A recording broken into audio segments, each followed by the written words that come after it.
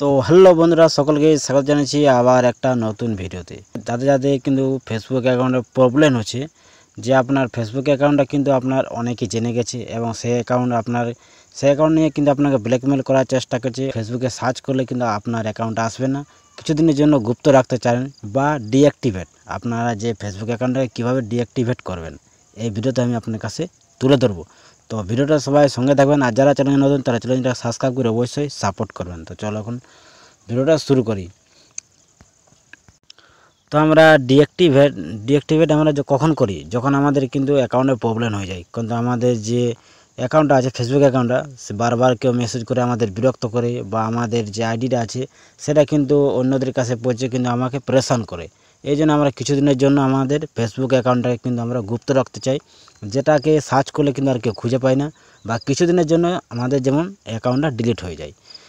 তো এটা কিভাবে করে রাখবেন এই ভিডিওতে আমি এখন তুলে ধরছি। তো সবথেকে প্রথম আপনার যে অ্যাকাউন্টটাকে আপনি ডিঅ্যাক্টিভেট করতে চান, সেই অ্যাকাউন্টটা কিন্তু আপনারা লগ ইন হয়ে নেবেন। সেই অ্যাকাউন্টটাতে লগ ইন হওয়ার পর উপরে দেখতে পাবেন থ্রি ডট, সেই থ্রি ডটে কিন্তু আপনারা ক্লিক করবেন। থ্রি ডটে ক্লিক করার পর উপরের দিকে একটা সেটিং অপশান পাবেন, সেই সেটিংয়ে আপনারা ক্লিক করবেন।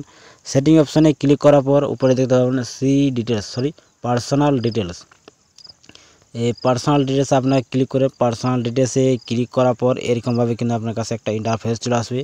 তো নিচের দিকে দেখবেন পার্সোনাল ডিটেলস আর একটা কিন্তু পাই যাবেন, সেই পার্সোনাল ডিটেলসে কিন্তু আপনারা ক্লিক করবেন। তো এরপরে এরকম একটা ইন্টারফেস আসার পর এখানে দেখতে পাবেন অ্যাকাউন্ট ওনারশিপ অ্যান্ড কন্ট্রোল, এখানে কিন্তু আপনারা ক্লিক করবেন। এখানে ক্লিক করার পর দুটো অপশান পাবেন, দেখতে পাচ্ছেন। তো সবথেকে যে নিচের অপশানটা আছে ডিঅ্যাক্টিভেশন ওর ডিলেশন, এখানে কিন্তু আপনারা ক্লিক করেন। এখানে ক্লিক করতে কিন্তু আপনার কাছে এরকম আসবে। যদি সেই ফেসবুক অ্যাকাউন্টে যদি ইনস্টাগ্রাম অ্যাকাউন্টের সঙ্গে লিঙ্ক থাকে, তাহলে কিন্তু ইনস্টাগ্রামের আইডিটা এখানে দেখতে পাবেন, না হলে কিন্তু শুধু আপনার ফেসবুক আইডিটাই কিন্তু শো হবে।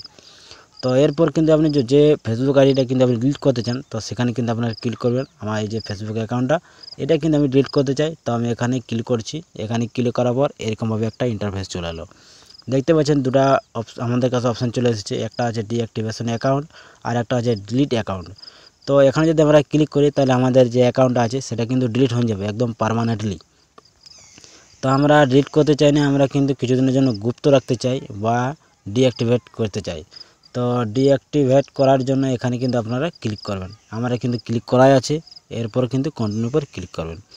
তো কন্টিনিউ পর ক্লিক করতে আপনার কাছে এরকম একটা ইন্টারফেস শো হবে, যেটা আমি কিন্তু ডিলিট করছি। এটা কিন্তু আমার পেজ বটে, প্রোফাইল নয়।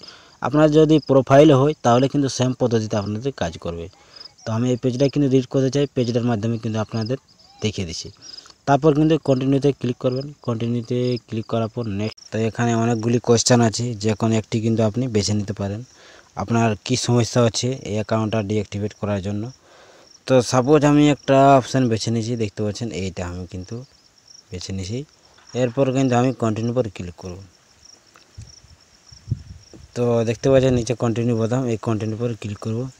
কন্টিনিউ পর ক্লিক করতে এরকমভাবে একটা ইন্টারফেস আসবে, তারপরে কিন্তু কন্টিনিউ পর ক্লিক করবেন। কন্টিনিউ পর ক্লিক করতে এখানে কিন্তু একটা ইনবক্স দেখতে পাবেন, সেই ইনবক্সে টিক মারি দেবেন।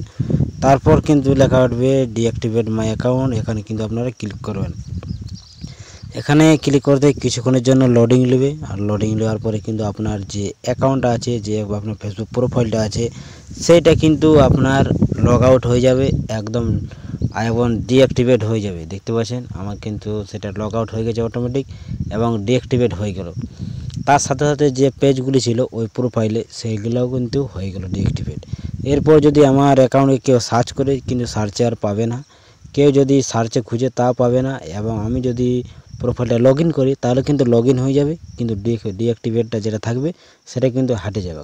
যতক্ষণ না আপনি লগ ইন না করেন ততক্ষণ না কিন্তু ডিঅ্যাক্টিভেটই থাকবে, আর লগ ইন করলে কিন্তু ডিঅ্যাক্টিভেটটা অটোমেটিক হেঁটে যাবে।